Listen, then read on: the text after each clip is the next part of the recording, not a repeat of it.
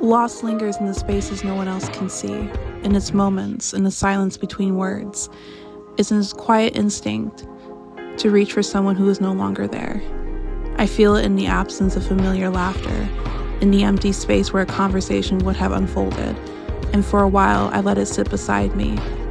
I trace its edges, trying to understand if this ache means I made a mistake, if the weight in my chest is telling me to turn back.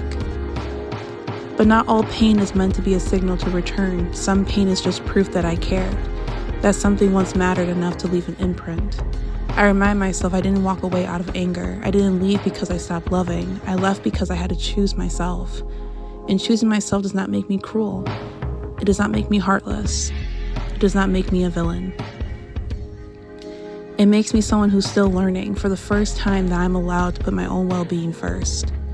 For so long, I have sought comfort in the presence of others, in the way they saw me, in the way they spoke to me, in the reassurance that I was enough in their eyes. But what happens when that voice is gone? What happens when the mirror I used to reflect my worth disappears?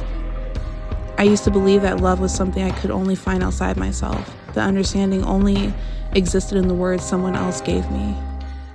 But now, in this space, this quiet, unfamiliar space, I'm beginning to realize something.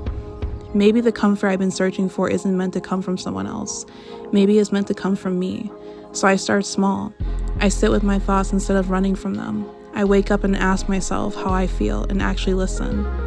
I remind myself in the words I once longed for to hear from another that I am whole, that I'm still worthy, that I'm not defined by who chooses to stay or go.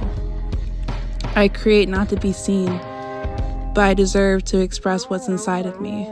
I move through my day with intention, knowing that every small act of care, every gentle breath, every moment of stillness is a way of choosing myself and again.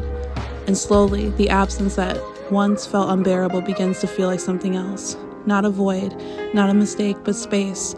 A space I am learning to call my own. A space that doesn't need to be filled with another person's presence, but with my own. Because maybe healing isn't about replacing what was lost. Maybe healing is about remembering that I was never lost to begin with.